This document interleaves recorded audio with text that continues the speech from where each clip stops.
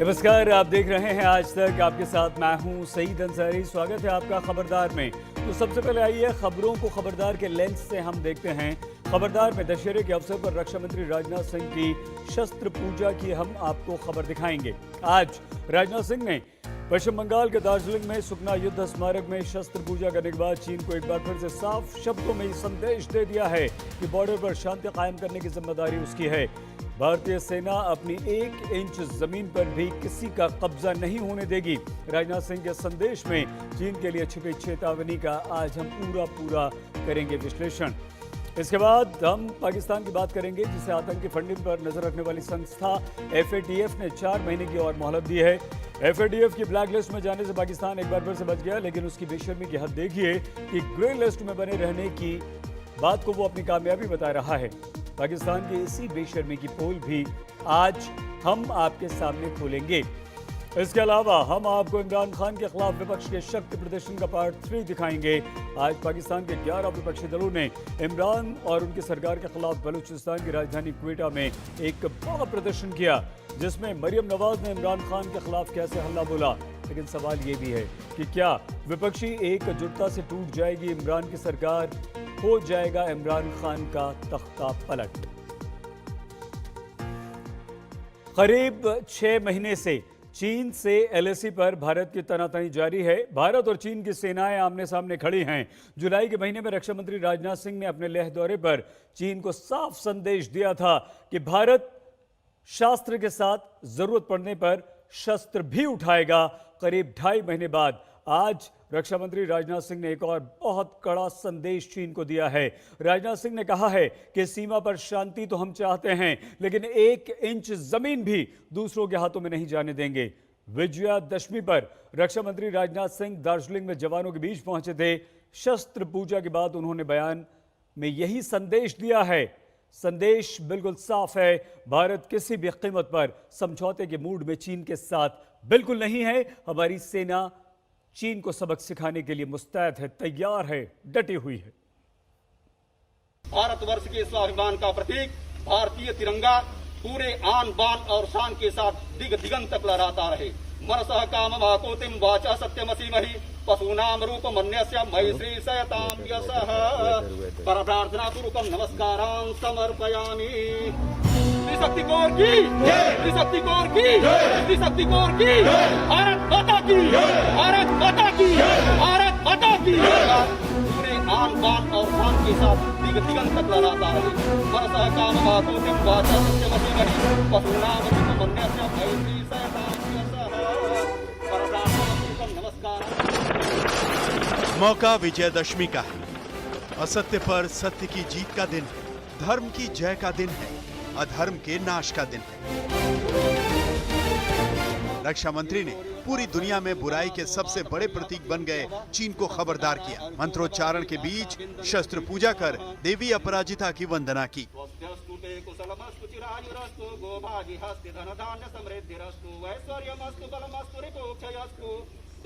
सदैव भवतां हरिभक्तिरस्तु स्वस्ति कल्याणमस्तु श्री वर्चस्वम् आयुष्यम् आरोग्यम् मा विधात् शोभमानं महीयते। विजयदशमी पर दुश्मन का संहार करने का संकल्प लिया। ये दशहरे पर ड्रैगन रूपी रावण को बड़ा संदेश समझिए। न धमकी न बोली, फिर भी 2 टूक संदेश। संभल जाओ नहीं तो नाश होगा। असत्य पर सत्य की विजय होगी। विजयदशमी के मौके पर रक्षा मंत्री राजनाथ सिंह दार्जिलिंग और सिक्किम के दौरे पर हैं। चीन सीमा के करीब दार्जिलिंग के सुकमा वॉर मेमोरियल में उनका शस्त्र पूजा करना जवानों में जोश भर रहा है। वहीं पड़ोसी चीन के लिए संदेश देने वाला भी है। चीन को दिए गए इस संदेश को डिकोड करने से पहले शस्त्र पूजा के दौरान राजनाथ सिंह के बॉडी लैंग्वेज पर ध्यान देना चाहिए। मंत्रोच्चारण के बीच विधि विधान से शस्त्र पूजा कलश पूजा के बाद शुरू हुई। रक्षा मंत्री के साथ थल सेना प्रमुख MM नरवणे भी मौजूद थे। भारत माता की, भारत माता की, भारत माता की। कलश पूजन के बाद शस्त्रों की बारी आई। एक एक करके सभी शस्त्रों पर रक्षा मंत्री ने जल, रोली, लाल चंदन और पुष्प चढ़ाए। अत्याधुनिक assault rifle, M4 carbine rifle, grenade launcher, rocket launcher, anti tank missile, machine gun समेत दूसरे कई घातक और अत्याधुनिक हथियारों को खास तौर पर पूजा में शामिल किया गया था। ओम तस्माद्यज्ञा सर्वभूतः संभृतं बृहदा जम्म पशुल्था चक्रविभाजभ्य नारण्याग्राम्याश्च ये। छोटे हथियारों के बाद बारी सेना के बड़े हथियारों की थी। रक्षा मंत्री ने मोर्टार लॉन्चर और 105 mm फील्ड गन की पूजा अर्चना की। इसके बाद दुश्मनों में बवंडर मचाने वाले सेना के सबसे भरोसेमंद बोफोर्स तोप पर पुष्प अर्पित किए गए। फिर Pinaka multi barrel rocket launcher और दुश्मन के हथियारों की मौजूदगी तलाश कर उन्हें तबाह कर देने वाले वेपन लोकेटिंग रेडार यानी स्वाति पर रोली और अक्षत अर्पित किया गया। ओम नमो देवे महादेवे शिवाय सप्तम बोल माता की। पूर्वी सीमा पर राजनाथ की मौजूदगी और शस्त्र पूजा का संदेश बिल्कुल साफ था। रक्षा मंत्री ने बड़ी साफगोई और तल्ख अंदाज में भी समझा दिया। शब्दों पर गौर करिए, हमारी 1 इंच जमीन पर भी दुश्मन ने नजर उठाई तो उसका अंजाम बुरा होगा। इस समय भारत और चीन की सीमा पर भी जो तनाव चल रहा है, भारत तो ये चाहता है कि यह तनाव समाप्त हो, शांति स्थापित हो। उद्देश्य हमारा यह है। लेकिन कभी कभी कुछ ऐसी नापाक हरकतें होती रहती हैं। लेकिन मैं पूरी तरह से आश्वस्त हूं और आश्वस्त ही नहीं हूं, मुझे पूरा भरोसा भी है कि हमारे सेना के जवान किसी भी सूरत में अपने भारत की 1 इंच भी जमीन किसी दूसरे के हाथों में नहीं जाने देंगे।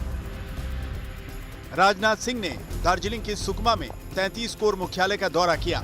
रक्षा मंत्री पूर्वी सीमा पर सेना की तैयारियों की समीक्षा कर रहे हैं। इस दौरान राजनाथ सिंह ने सिक्किम में सीमा सड़क संगठन की ओर से बनाई गई एक महत्वपूर्ण सड़क का वीडियो कॉन्फ्रेंसिंग के जरिए उद्घाटन भी किया। इस सड़क से सिक्किम से लगी चीन सीमा पर सेना की पकड़ और मजबूत हो गई है।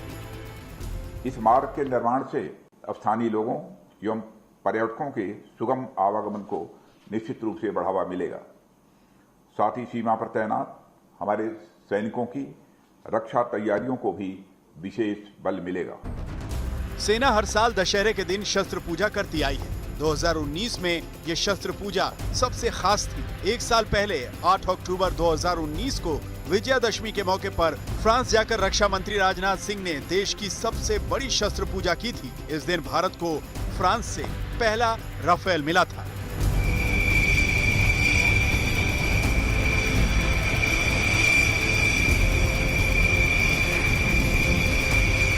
अब राफेल हिंदुस्तान के वायुसेना में शामिल हो चुका है। भारत के इस ब्रह्मास्त्र से चीन और पाकिस्तान दोनों परेशान हैं। वायुसेना का मनोबल बढ़ा है। थल सेना पूरी ताकत से चीन बॉर्डर पर पांव जमाए हुए। इस जांबाजी से चीन हैरत में है। उसका पूरा गणित बिगड़ गया है। आज तक ब्यूरो। भारत का अतीत रहा है सदैव कि उसने सच की लड़ाई लड़ी है और हमेशा जीती भी है। अब भी हमारा देश किसी भी बुराई को खत्म करने के लिए पूरी तरह से तैयार है। राजनाथ सिंह का यह दौरा पूर्वी सीमा पर हुआ है। आपको ये जानना चाहिए कि चीन की साजिश सिर्फ लेह और लद्दाख तक सीमित नहीं है, बल्कि चीन सिक्किम और अरुणाचल में भी साजिशें करता रहा है, बुनता रहा है। राजनाथ सिंह का यह दौरा जहां जवानों के मनोबल को बढ़ाने वाला था, वहीं चीन को भी यह बताना बहुत जरूरी था कि भारत जब मोर्चाबंदी करता है तो लद्दाख से अरुणाचल तक करता है। यानी जितनी शक्ति हमने लद्दाख में लगाई है, उतनी ही पूर्वी सीमा पर भी हमारी शक्ति लगी है।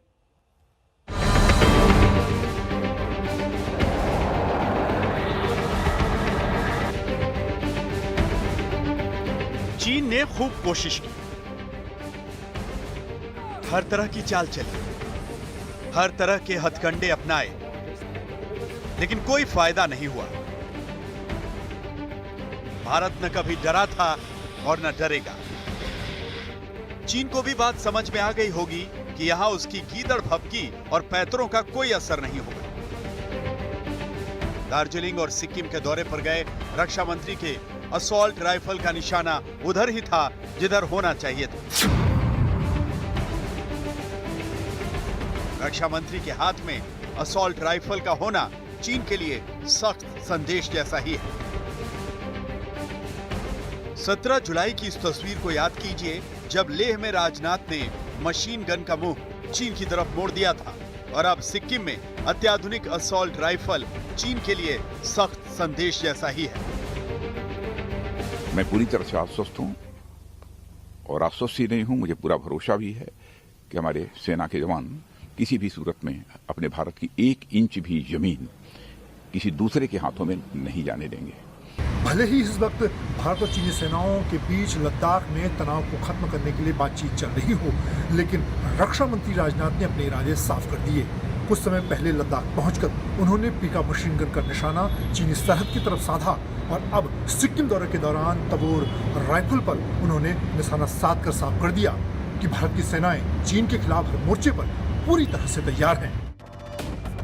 लेह और लद्दाख में एलएसी के पास 40 से 50 हजार भारतीय सैनिक किसी भी आदेश के लिए बिल्कुल तैयार खड़े हैं। इस बीच खबर आई कि चीन सिक्किम सीमा के पास मिसाइलों की तैनाती कर रहा है। ऐसे में राजनाथ सिंह का पूर्वी सीमा पर दौरा महत्वपूर्ण है। यहाँ राजनाथ ने सेना की तैयारियों को समझा, पूर्वी सीमा खासकर अरुणाचल और सिक्किम में चीन की साजिशों पर सेना की रणनीति की समीक्षा की। लद्दाख सरहद पर भारत और चीनी सेनाएं आमने सामने खड़ी हैं, लेकिन भारतीय सेनाएं लद्दाख से लेकर अरुणाचल तक पूरी तरह से चाक चौबंद हैं और इसीलिए रक्षा मंत्री राजनाथ सिंह के दौरे के दौरान भी उन्होंने सुरक्षा जायजा लिया और ये साफ कर दिया है कि भारत मसले को बातचीत से सुलझाना चाहता है, लेकिन सैन्य मोर्चे पर भारत चीन पर भरोसा नहीं कर सकता। भारत और चीन के बीच रिश्ते मॉनसूनी सीजन की तरह हैं। हर साल बारिश का अलग स्तर और कभी कभार घनघोर बरसात भी। चीन पल पल बदलता है। डोकलाम में उसकी हरकत याद रखनी चाहिए। पहले गीदड़ भभकी दिखाई, जब भारत अड़ गया तो चीनी सेना टेंट उखाड़ कर चलती बनी। अब उसने लद्दाख में अकड़ दिखाई है। ऐसे में उस पर भरोसा तो कतई नहीं किया जा सकता। इसमें कोई संदेह नहीं कि सीमा पर रक्षा मंत्री या प्रधानमंत्री का दौरा जवानों के मनोबल को बढ़ाता है। 3 जुलाई को प्रधानमंत्री ने लद्दाख का दौरा किया। रक्षा मंत्री लद्दाख में सेना के कैंप में पहुंचे। इससे जवानों का हौसला और बुलंद होता है। रक्षा मंत्री राजनाथ सिंह अलग अलग मौकों पर सेना का हौसला बढ़ाते रहे। देखिए, ये इसी साल जनवरी की तस्वीर है। सूरत में रक्षा मंत्री ने K9 वज्र तोप को हरी झंडी दिखाई थी और तोप पर सवार होकर इसे L&T के हजरा परिसर में चलाया भी था। राजनाथ सिंह ने तेजस में उड़ान भरी थी, तब भी ये तस्वीरें काफी चर्चित हुई थी। संदेश साफ है, हिंद की सेना तैयार है और ये तैयारी सिर्फ लद्दाख में ही नहीं बल्कि संपूर्ण चीनी सीमा पर है, यानी काराकोरम से अरुणाचल तक। ऐसे में चीन को अब ये समझ लेना चाहिए कि उसका एक गलत कदम उसे सदियों की तकलीफ दे सकता है। मंजीत नेगी के साथ आज तक ब्यूरो। दशहरे के अवसर पर हर साल की तरह इस बार भी आरएसएस यानी कि राष्ट्रीय स्वयंसेवक संघ के हेडक्वार्टर्स नागपुर में संघ प्रमुख मोहन भागवत ने शस्त्र पूजा की। इस बार संघ के विजयादशमी कार्यक्रम में कोई मुख्य अतिथि नहीं था। संघ के इतिहास में पहली बार सिर्फ 50 स्वयंसेवकों की उपस्थिति में शस्त्र पूजा का आयोजन हुआ। इससे पहले तक इस कार्यक्रम का आयोजन एक खुले मैदान में किया जाता था, लेकिन कोरोना के खतरे को देखते हुए इस बार कार्यक्रम में बहुत कम लोग यानी कि सिर्फ 50 लोग उपस्थित हुए। हालांकि मोहन भागवत का भाषण सोशल मीडिया पर लाइव प्रसारित किया गया। शस्त्र पूजा के बाद सर संघ चालक मोहन भागवत ने स्वयंसेवकों को संबोधित किया। अपने संबोधन में उन्होंने कश्मीर से अनुच्छेद 370 हटाने, नागरिकता संशोधन कानून और चीन की विस्तारवादी नीति समेत कई मुद्दों पर खुलकर बात की, जिसके प्रमुख अंश आइए हम आपको सुनवाते हैं। कोरोना महामारी में चाइना का नाम आता है। चीन ने इस कालावधि में अपने और सामरिक बल के गर्व में, अभिमान में हमारी सीमाओं का जो अतिक्रमण किया और जिस प्रकार व्यवहार किया और कर रहा है, केवल हमारे साथ नहीं सारी दुनिया के साथ, वो तो सारी दुनिया के सामने स्पष्ट है। लेकिन इस बार भारत ने उसकी जो प्रतिक्रिया दी उसके कारण वो सहम गया, धक्का मिला उसको एक। और इसलिए हमको अधिक सजग रहने की आवश्यकता है, क्योंकि ये जो नहीं सोची थी उसने ऐसी परिस्थिति उसके सामने खड़ी हो गई। उसकी प्रतिक्रिया में वो क्या करेगा पता नहीं। और इसलिए इसका उपाय क्या है? सतत सावधानी, सजगता और तैयारी। हमारा स्वभाव किसी से लड़ने का नहीं है, लेकिन हम मित्रता करने वाले हैं, इसका मतलब हम दुर्बल नहीं है। नागरिकता अधिनियम संशोधन कानून, वो संसद में, संसद की पूरी प्रक्रिया के बाद पास हुआ। जो भारत के नागरिक है उनके लिए उसमें कुछ खतरा नहीं था। बाहर से जो आते हैं भारत में और नागरिक बनने की इच्छा उनकी है, तो उसके लिए भी कानून में पहले से प्रावधान है, ऐसे लोग भी बन सकते हैं। वो पूरी प्रक्रिया करने के बाद, वो प्रक्रिया वैसी की वैसी है, उसमें कोई बदल नहीं है। परंतु अब कानून का विरोध भी करने वाले लोग थे, राजनीति में तो चलता ही है। उन्होंने ऐसा वातावरण बनाया कि इस देश की मुसलमानों की संख्या न बढ़े, इसलिए नियम लाया गया है। तो उसके चलते और उसका अच्छा विरोध शुरू हो गया, प्रदर्शन आदि होने लगे, देश के वातावरण में तनाव आ गया। उसका क्या उपाय करना, इसका सोच विचार पूरा हो, कुछ कृति हो, इसके पहले वो सारा और दब गया कोरोना आने के कारण। अपने यहाँ प्रजातंत्र है, इसलिए अनेक दल है, दल है तो विरोध है। ये प्रजातंत्र की एक विशेषता है, यानी वो चलता है प्रजातंत्र में, उसमें कोई दिक्कत नहीं है। लेकिन अगर हमारे इन दांव पेचों के कारण समाज में विभाजन पैदा होता है, दूरियां बढ़ती है, समाज के दो वर्गों में कटुता पैदा होती है, तो ये ठीक नहीं है, ये राजनीति नहीं है। और ऐसी परिस्थितियों का लाभ लेकर भारत को दुर्बल बनाने के लिए, खंडित रखने के लिए, भारत के समाज को विभाजित, मनमुटाव भरा, भेदों से जर्जर समाज बनाने के लिए उत्सुक ऐसी शक्तियां है, दुनिया में भी है, भारत में भी है, भारत में उनके हस्तक भी है। वो संविधान के विरुद्ध कानून को ताक पर रखकर हिंसा करते हुए नजर आते हैं, भारत तेरे टुकड़े हो ऐसी घोषणा करते हैं, नजर आते हैं। लेकिन वो ऐसे प्रसंगों में अपने आप को संविधान, धर्मनिरपेक्षता आदि आदि के बड़े रखवाले बताकर और ये समाज को तोड़ने की कार्रवाई करते रहते हैं, समाज को उल्टी पट्टी पढ़ाते हैं। उनसे बचना समाज को सीखना पड़ेगा। हम हिंदू शब्द का उपयोग करते हैं, हिंदुस्तान हिंदू राष्ट्र ऐसा कहते हैं। इसको लेकर भ्रम पैदा करने वाले लोग हैं, इसलिए जानना चाहिए वास्तविकता में और हमारी मान्यता में वह शब्द अपने देश की पहचान को अध्यात्म आधारित उसकी परंपरा के सनातन सातत्य तथा समस्त मूल्य संपदा के साथ अभिव्यक्ति देने वाला एकमात्र शब्द है। केवल हमारी भाषा, हमारा पंथ संप्रदाय, हमारा प्रांत, इसी का वर्चस्व रहे देश में, बाकी सब गौण हो जाए, ऐसी जो महत्वाकांक्षाएं हैं वो छोड़नी पड़ती है। मन से हम दूसरों से अलग है, हमको अलग रहना है, ये अलगाववाद छोड़ना पड़ता है। विजयदशमी के पहले ही 370 प्रभावहीन हो गया, संसद में उसकी पूरी प्रक्रिया हुई। बाद में विजयदशमी के बाद 9 नवंबर को सुप्रीम कोर्ट का असंदिग्ध निर्णय राम जन्मभूमि के बारे में आया और एक इतिहास बना।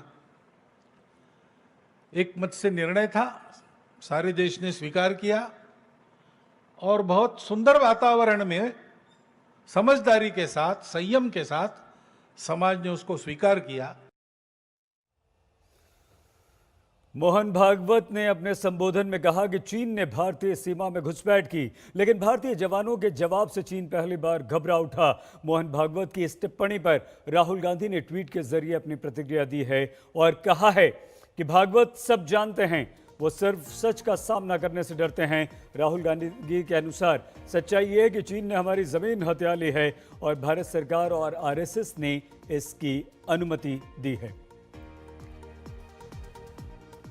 खबरदार में अब एक बहुत छोटा सा ब्रेक के बाद एफएटीएफ में ब्लैकलिस्ट होने पर जश्न मनाते पाकिस्तान का मुंह काला करने वाला विश्लेषण हम आपको दिखाएंगे।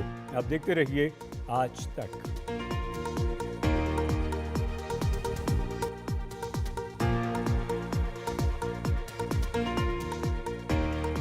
स्वागत एक बार फिर से आपका खबरदार में। हार कर जीतने वाले को बाजीगर कहते हैं, लेकिन हार को गले में लटकाकर बेशर्मी के साथ फर्जी जीत का ढिंडोरा पीटने वाले को पाकिस्तान कहते हैं। अभी एक दिन पहले ही की बात है जब टेरर फंडिंग पर नजर रखने वाली वैश्विक संस्था फाइनेंशियल एक्शन टास्क फोर्स यानी एफएटीएफ ने पाकिस्तान को ग्रे लिस्ट में ही बरकरार रखा और यह चेतावनी भी दी कि अगर फरवरी तक पाकिस्तान ने अपनी जमीन पर आतंकवादियों के खिलाफ एक्शन नहीं लिया तो उसे ब्लैक लिस्ट कर दिया जाएगा। कायदे से तो ये बात पाकिस्तान के लिए शर्म की बात है, डूब मरने वाली बात होनी चाहिए, लेकिन पाकिस्तान की इमरान सरकार इस बात की खुशी से भूली नहीं समा रही कि एफएटीएफ ने उसे ब्लैक लिस्ट में नहीं डाला बल्कि ग्रे लिस्ट में ही रहने दिया। अब आप बताइए, पाकिस्तान के अलावा दुनिया में कौन सा ऐसा दूसरा देश है जो मुंह काला ना होने का जश्न मनाता हो? अहम खबर, भारत की पाकिस्तान को FATF में ब्लैक लिस्ट करने की साजिश नाकाम हो गई है। पाकिस्तान ग्रे लिस्ट में बरकरार रहेगा। Remains on our increased monitoring list, the so-called grey list. The plenary recognized that Pakistan has made progress.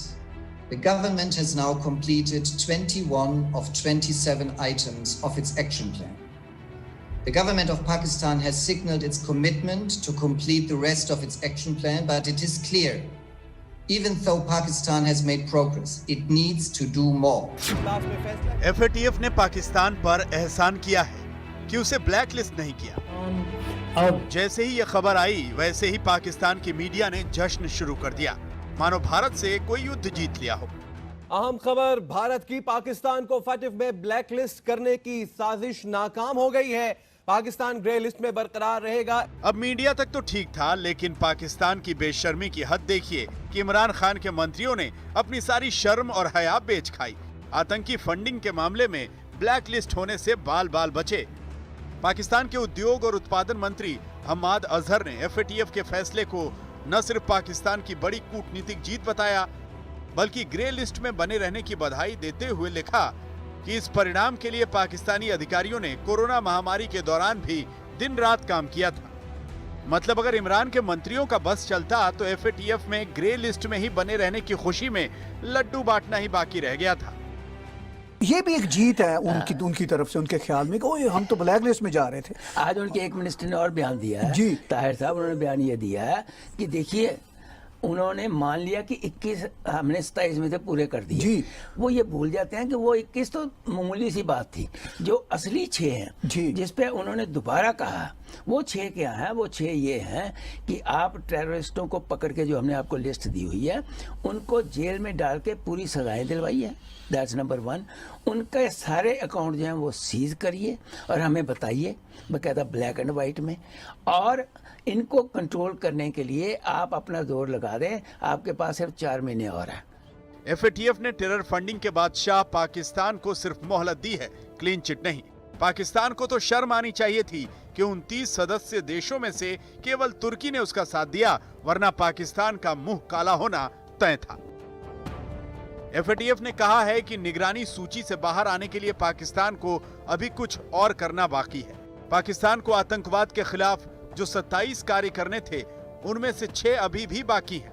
इस बार पाकिस्तान सभी 27 कार्य पूरे करने का दावा करेगा तो एफएटीएफ की टीम पाकिस्तान के दावों का रियलिटी चेक करेगी। उसके बाद ही पाकिस्तान को ग्रे लिस्ट से बाहर निकालने का फैसला होगा। जाहिर है पाकिस्तान के लिए ये वक्त खुशियां मनाने का तो बिल्कुल नहीं है, क्योंकि वो अब की बार ब्लैक लिस्ट होने से बच जरूर गया है, लेकिन अगली बार उसका मुंह काला होने से बचने की जिम्मेदारी उसी की है। कोर्ट को जाना चाहिए, ICJ international court of justice को जाना चाहिए और कहना चाहिए कि यार ये कानून बनाते जाते हैं और जो भी हम करें इनके लिए काफ़ी नहीं होता है। ये एक किस्म की ब्लैकमेल हो रही है हमारे साथ। तो आपका क्या ख्याल है? मगर मैं समझता हूँ वो गलत है। मैं समझता हूँ that is not the right cause. क्यों? मैं आपको एक्सप्लेन करता हूँ। देखिए, उन्होंने हमें कहा फलाने लॉज आप पास करें। हमने बड़े मुश्किल से, आपको पता है कि क्या हो रहा था जब हम ये लॉज पास कर रहे थे, मगर शुक्र है खुदा हमने पास कर लिया। हम ब्लैक लिस्ट से बच गए, हम ग्रे लिस्ट में हम ब्लैक लिस्ट से बच गए। अब वो कह रहे हैं आप प्रोग्रेस कर रहे हैं, वो आपको तारीफ कर रहे हैं, वो कहते हैं पाकिस्तान इज प्रोग्रेसिंग। मगर वो कहते हैं कि अभी जो आपके लॉज आ गए हैं, मेहरबानी से कुछ तो अमल करें। ये तो 10 दिन हुए हैं कि ये लॉज आए हैं, कुछ अमल करके हमें कुछ हाथ में दें कि हम कह सकते हैं कि हाँ आप इम्प्लीमेंट भी कर रहे हैं। इसलिए कि इस दौरान बड़े केसेस और भी आ गए हैं उनके सामने। तो प्लीज करें कि हम नहीं चाहते कि आपको हम ब्लैक। तो आपको लगता है उनकी जजमेंट फेयर है? ठीक। इमरान के मंत्री खुश हैं कि पाकिस्तान का मुंह काला नहीं हुआ, लेकिन वो ये भूल गए हैं कि FATF की ग्रे लिस्ट में होना भी कोई इज्जत की बात नहीं है। ग्रे लिस्ट में होने से पाकिस्तान को अंतर्राष्ट्रीय वित्तीय संस्थान से कर्ज लेना मुश्किल हो गया है। लेकिन इमरान खान तो इसी बात से संतुष्ट होकर बैठे हैं कि चलो मुंह काला होने से तो बच गया। उस राग फैसला है, मेरा ख्याल है हमारी नाकामी है, हमारी बड़ी नाकामी है। हमने FATF के बारे में लॉ मंजूर कराए, लड़े आपस में, एक दूसरे को मुल्क दुश्मन का हमने ब्लैकमेल किया हमने पार्लियामेंट को, और पार्लियामेंट से लॉ मंजूर करा के हमने ज़बरदस्ती बिल जबर और उनका इम्प्लीमेंटेशन करने की कोशिश की लेकिन हमने एग्जीक्यूटिव लेवल पे कुछ नहीं किया। सीधी बात ये। फिर हमने FATF में लॉबिंग नहीं की। हमें याद है कि जब हमारा प्राइम मिनिस्टर बहुत खूबसूरत कपड़ों में, डिज़ाइनर सूट में गए थे अमेरिका, नीले कपड़ों में, तो वहाँ उन्होंने कहा था प्रेस टॉक में प्रेसिडेंट ट्रम्प से कि हमें निकलवाएं इससे आप ब्लैक लिस्ट से और ग्रे लिस्ट से, और उन्हें यकीन दिलाया था। उन्होंने सारसी का वादा भी किया था कश्मीर पर, लेकिन दोनों वादे झूठे साबित हुए, क्योंकि जनरल साहब ने बहुत क्लियर कर दिया है कि मुफादात कहाँ हैं। हमारे वजीर खारजा ने पार्लियामेंट में खड़े होकर कहा था कि हमने लॉ मंजूर कर लिया है, अब हम वाइट लिस्ट में आ जाएंगे। कहाँ गया वो वादा? किस तरह आप उसको ले रहे थे? उसको अब भी बहुत हल्का ले रहे थे। आपको तो आप खाली कानून पास करने के बाद आप गो थ्रो कर जाएंगे, ऐसा नहीं होता। ये FATF है जहां अमेरिका, बरतानिया, फ्रांस सब भारत के हामी हैं। आपके हामी 3 होते हैं टोटल जो आपको बचाते हैं ब्लैक लिस्ट में जाने से। आपको 12 वोट चाहिए थे, आप 12 वोट हासिल नहीं कर पाए।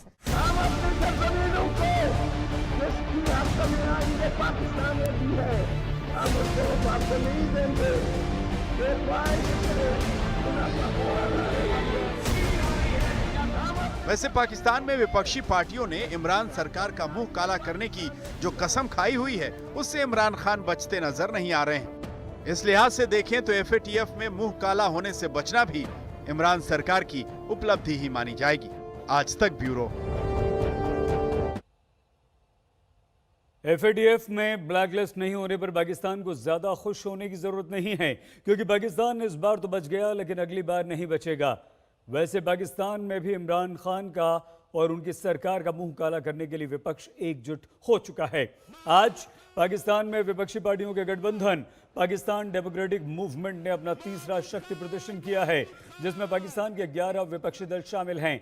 इससे पहले PDM ने 19 अक्टूबर को कराची में, 16 अक्टूबर को गुजरावाला में इमरान सरकार के खिलाफ रैली की थी। आज क्वेटा की रैली को बिलावल भुट्टो ने वीडियो लिंक के जरिए संबोधित किया, लेकिन नवाज शरीफ की बेटी मरियम नवाज ने रैली में पहुंचकर इमरान सरकार के खिलाफ एक बार फिर से अपनी आवाज बुलंद की है, जिसका एक ट्रेलर आइए हम आपको दिखाते हैं। इमरान को महमूद खान मेरी आवाज मरियम नवाज वो क्या तेरा सोनिया जी, वो क्या तेरा सोनिया जी, वो क्या तेरा सोनिया जी। कायदे आजम की रूह भी देख रही है कि उनकी तलकीन को आज मिट्टी में मिला दिया गया। आज नवाज शरीफ, आज मरियम नवाज शरीफ, आज मोहतरम मौलाना फजलुर रहमान और स्टेज पर बैठा हुआ हर शख्स, हर कायद झंडा उठा के निकला है। हमारी डिमांड है बलूचिस्तान के अवाम की डिमांड है, गुजरावाला के अवाम की डिमांड है, कराची के अवाम की डिमांड है कि वोट को इज्जत दो, कि अपने हल्फ और आईन की पासदारी करो, सियासत से दूर हो जाओ और अवाम के मुंतखब नुमाइंदों को हुकूमत करने दो। हुकूमत से ऊपर की हुकूमतें मत बनाओ। कोयटा के गयूर बहनों, भाइयों, बेटों, आपकी गुर्बत, आपकी पसमानदगी और आपकी बदहाली, आपकी बेरोजगारी और बलूचिस्तान को आज इस हाल पे पहुंचने की एक ही वजह है, और वो वजह ये है कि आपके वोट को इज्जत नहीं मिलती। हुकूमत उसकी बनती है जिसकी बागडोर आपके हाथों पर हिलाता है। वोट को हाकिम आप नहीं हिलाते, कोई और हिलाता है। वोट को हाकिम के गिरेबान पर आपका नहीं किसी और का हाथ होता है।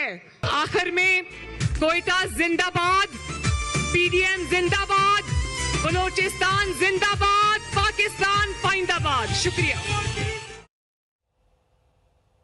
मरियम नवाज ने क्वेटा की रैली में इमरान खान की सरकार की नाकामियों पर हमले किए तो उनके पिता नवाज शरीफ ने वीडियो मैसेज के जरिए रैली को संबोधित किया। नवाज शरीफ ने पाकिस्तान के आर्मी चीफ कमर जावेद बाजवा को आड़े हाथों लिया और इमरान खान को बेखूब खरी खोटी सुनाई। जनरल बाजवा साहब, आपको 2018 इलेक्शन में पाकिस्तान की तारीख की सबसे बड़ी धांधली और अवाम के मैंडेट की चोरी का हिसाब देना है। जनरल बाजवा साहब, आपको अरकान पार्लियामेंट की हॉर्स ट्रेडिंग का हिसाब देना है। और जनरल बाजवा साहब, आपको आइन और कानून की धज्जियां बिखेरते हुए इमरान नियाजी को अवामी मैंडेट के खिलाफ वजीर आज़म बनाने का हिसाब देना है।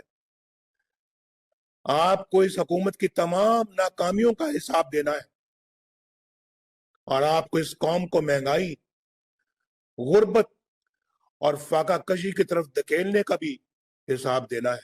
इमरान खान साहब, आप तो सियासत के मैदान में नाबालिग हो। बार बार कहता हूं मैं कि हमारा आपके साथ मुकाबला है ही नहीं। हमारा मुकाबला आपके लाने वालों के साथ है, आपके साथ नहीं है। हमारा मुकाबला रियासत चलाने वालों के साथ है। लेकिन ये मत सोचना कि तुम बच जाओगे। साकिब निसार का एनआरओ ना तुम्हें बचा सकेगा और ना अलीमा खान को। तुम जिसके पीछे चाहे छुपो, फॉरेन फंडिंग केस में तुम्हारी बदनुमानी ना सिर्फ खुल के रहेगी बल्कि तुम्हें जेल भेजेगी। यहां पर हम एक बहुत छोटे से ब्रेक के लिए रुक रहे हैं, लेकिन ब्रेक के बाद आपको बताएंगे किस बीजेपी नेता ने कहा कि पीएम ने तय कर लिया है पाकिस्तान चीन पर कब करना है हमला। देखते रहिए आज तक। उत्तर प्रदेश बीजेपी के अध्यक्ष हैं स्वतंत्र देव सिंह, जिन्होंने बलिया में बीजेपी विधायक संजय यादव के घर पर आयोजित एक कार्यक्रम में एक बहुत बड़ा दावा किया है। स्वतंत्र देव सिंह का दावा है कि प्रधानमंत्री नरेंद्र मोदी ने यह तय कर लिया है कि पाकिस्तान और चीन से हमें युद्ध कब करना है। आप खुद सुनिए। ये मोदी जी ने तय सब तिथि तय है मित्रों, कब क्या होना है, कब क्या होना सब तय है। 370 धारा कब समाप्त होगा, राम मंदिर का निर्माण कब होगा, पाकिस्तान से युद्ध कब होगा, चाइना से युद्ध कब होगा, सब वो नौजवान तय करेंगे। खबरदार में आज के लिए बस इतना ही। खबर के लिए सिर्फ आज तक, अफवाह के लिए कोई भी। आप देखते रहिए आज। नमस्कार, मैं हूं अंजना ओम कश्यप। हमें उम्मीद है ये वीडियो आपको पसंद आया होगा। लेटेस्ट खबरों के लिए यूं ही देखते रहिए आज तक और इस वीडियो के पसंद आने पर लाइक, शेयर एंड सब्सक्राइब करना ना भूलें।